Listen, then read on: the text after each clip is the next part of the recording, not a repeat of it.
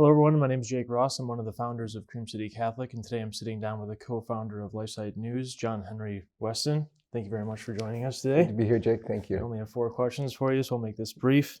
The first question I have for you is, was the Pope worshiping a pagan idol in the Vatican gardens? If so, this has gone beyond heresy to apostasy. Can you be Pope after publicly spitting on Christ? Well, the thing is, with regard to a pagan idol in the Vatican, no one's answering the question, which is very strange. They have this idol. It's a wooden carved, nude, pregnant image. There was 2 of them, actually, when they were doing the prostration before it in the Vatican gardens. The Pope wasn't one of the ones actually kneeling down. If you watch the video, they were kneeling down around a circle and then actually went foreheads to the ground. So it was some kind of adoration or worship of whatever, they're not saying. At first, the bishop on the dais at the first of the press conferences for the synod said, well, it might represent the Virgin Mary or maybe, Mother Earth or something, we don't know. That's very dangerous because Mother Earth is Pachamama, also known as Gaia, a false god to whom actually in much earlier times they used to do human sacrifice, then it became much more friendly, but it is a pagan god. So are they worshiping it? Well, they're not saying. What are they doing? I don't think someone lost their contact lenses and they were all looking for it. Sorry. So they were doing something of a religious nature, whether they want to admit that or not. So the fact that this thing has been trotted into the St. Peter's Basilica, put on the floor, the Pope was saying prayers with the cardinals in front of it. There's something strange going on. Whether or not he thinks he's worshiping an idol, I don't know. The fact that they're not answering the questions makes it all the more concerning. And so it's very difficult. The bishops already, Cardinal Burke and Cardinal Brandmüller, have already called the instrumentum laboris apostasy. The problem with that, of course, is that it had to be approved by the Pope before it was released. Okay. Obviously, the bishop at the synod said, I don't think we need to create any connections with the Virgin Mary. Mm-hmm. Serious problem. Yeah, I know. That's one of the next press conferences that they talked about it. The bishop there says, no, it's not the Virgin Mary. So then that leaves us with what? And they're trying to dismiss it as just, it's a nothing. Don't worry about it. Look the other way.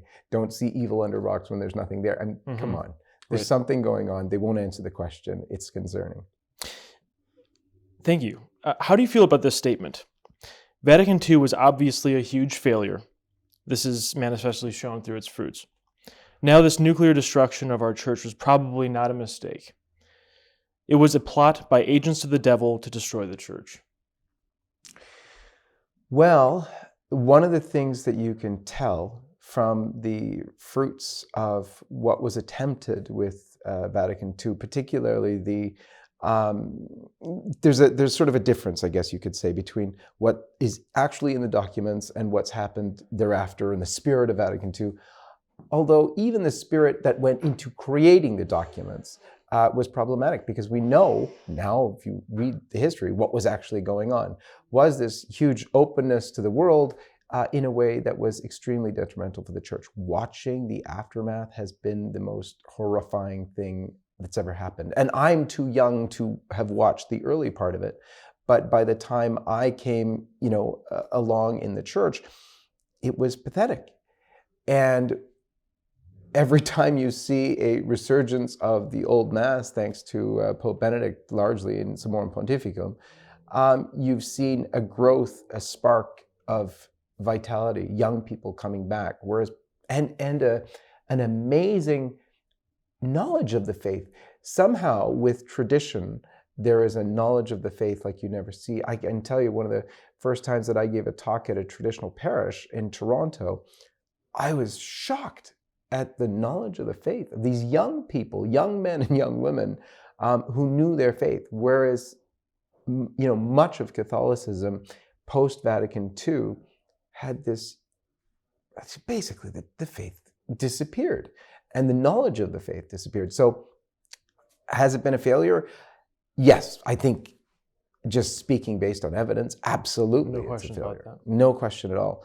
Was it a plot? Well, I do think that there were some people who plotted to do very nefarious things with it. And normally what happens is they work themselves into processes and then work within them to create what they create. And it turns out, and this one, for the bad guys, this one worked out very well. And so was there plotting? Yes, there was. But you can't say that everyone who did it plotted, obviously. So were there good people who tried to work within Vatican II? Yes, there were. And did they think they were doing good things? Yes, they did. And so that's one of the sad things. We don't often see the machinations of the devil and don't recognize them, and sometimes go along doing things that are actually very bad and we think they're good. I'm sure there are many priests, God forbid, who tell people not to kneel for Holy Communion, which is horrific, but they think they're doing a good thing. And yet I would say it's evil. So, next question. Is it okay for Catholics to say plainly and out loud that Pope Francis is a bad pope? Well, first of all, the simple answer to that is yes, because ostensibly it's true. We've never had a pope like this. We've had popes who have had affairs, have done all sorts of things, have stolen money and done even worse than that. But we've never had a pope like this. And I've been told by some people who know much more than I do, it would be much better, for instance, if he had some women and children, because at least it would be a moral failing on his part. What we have with this is a aberration in teaching that we've never had to this extent before. In the Arian heresy, you did have the Pope sort of go along with it for a long, long time. And, it really did feel like the whole world was Arian. But you at least had one heresy. Now we have multiple heresies going on from the Pope himself. And that's the problem. And it's not my words, I'm not a theologian, but it's very plain as just a dad who has kids who are older now and therefore confused in their faith because of what the Pope is saying. He's distorting the faith on contraception, on cohabitation, on the Eucharist, on homosexuality, on transgenderism. Not even so much by his words, which there are words to back all those things, but also by his actions. And so these things are harmful for the faith. So can you say this is a bad pope? Well, absolutely so. Should you say he's a bad pope? At this point, I'd say the answer is yes. You might try to be prudent in the beginning when things aren't so bad and sort of benefit of the doubt, and maybe it's going to change, and we're hoping and praying. We have been hoping and praying for 6 years now, and this is not changing so far. Barring a miracle, I don't see it changing.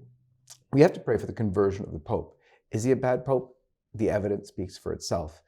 And the faithful in canon law, I think it's canon 212, but are given the right and even the duty to manifest to their sacred pastors, the Pope included, their concern about, especially when the faith is in danger, with respect for persons.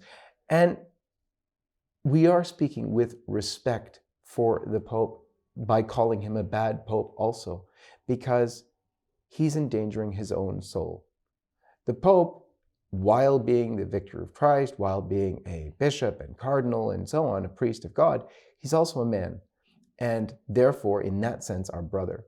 And we're responsible for the souls of our brother, even if he's our spiritual father. And so in a normal family, when the father is getting drunk and doing all sorts of things that are unbecoming of a dad, if the son, especially an older son or something, is really concerned for the dad, he's going to tell him that. And if he doesn't listen, he's going to tell him again. And he's going to tell him stronger and stronger every time so that he will come out of it for his own good. Mm-hmm. And that's true love. It's tough love, but it's true love. It's easy to get discouraged with all of this stuff.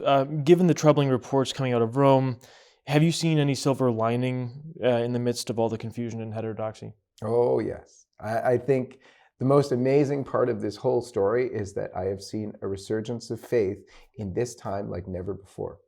I think when the times get tough, things get tough, the tough get going. That's been proved in spades.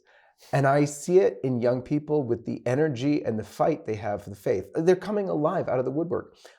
I'm here with incredible pro-life, pro-family, hardcore Catholics at the Catholics United for the Faith Conference where I was.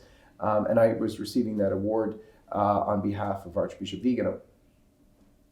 It's incredible to see this caliber of Catholic to be with brothers in arms who are ready to fight for the faith unstintingly. And it's not only here, but I'm so impressed with here, I have to say. But in Rome, in all over the world, there are these incredible fighters for the faith who are being brought together like never before. This is one very interesting thing. There's all sorts of factions, this and that, and you don't like this certain thing. So there was a lot of division. But you know what? So much division is being done away with because we're being so attacked that the only very narrow path of the truth is we're all rubbing shoulders now. And about a week and a half, 2 weeks ago, we ran what we called a round table in Rome that just was before the launch of the synod. And we brought together Michael Boris, Michael Matt, Taylor Marshall, Marco Tizzate, Professor Demate, Jean Smits from France. And what we did was we all were there. And there are some difficulties between Boris and Matt and perhaps Taylor, I don't know. But the thing is, they sat together. They proclaimed the faith together. And, we thought, oh my, they're all huge personalities. Mm-hmm. They're going to hog this, the mic, not let each other speak, or maybe they're going to, who knows what. It was awesome to watch them dialogue with one another. And there were some disagreements, but they disagreed not in the way we see in the sort of political left-wing, right-wing disagreements, which isn't really a dialogue at all, although they say dialogue, mm-hmm. That's all BS. There it was real dialogue. So yeah, I see a silver lining. I see encouragement like I've never ever seen before. We know in the end, the Immaculate Heart of Mary will triumph. That's for sure. So if you know the ending, you can watch all the things that are happening that are bad, going, oh yeah, that's really bad. And we might suffer some. We can offer it up. And yeah, it's bad, but you know what? That makes the victory in the end all the sweeter. Because out of the crucifixion, the most horrible thing ever came the salvation of mankind. And so the mystical body of Christ, the church, will suffer. The Catechism tells us that. It will suffer like her head, will follow her head into agony and passion. And so I think we're suffering some kind of an agony in the church, but the victory is coming. And the troops are rallying. It's incredible to see. And I want to not finish this interview without the most important thing. And the most important thing and the rallying cry, and I think what is uniting us more than anything else, is true devotion to Our Lady. Our Lady plays the key role in the end times. We were told in Fatima about what was coming. In 1917, she warned that in the end, the final battle between our Lord and the reign of Satan would be over marriage and the family. And she told that to Cardinal Caffarra. Well, Sister Lucia did. And she said, you're always going to be persecuted for such things, but don't worry. In the end, her Immaculate Heart will triumph. So that's what we're dealing with now. And that's why I think the number one thing we can all do is true devotion to Mary. St. Louis de Montfort's true devotion is the original and best devotion. And it will bring you to tradition. It will bring you to Christ like no other thing ever can.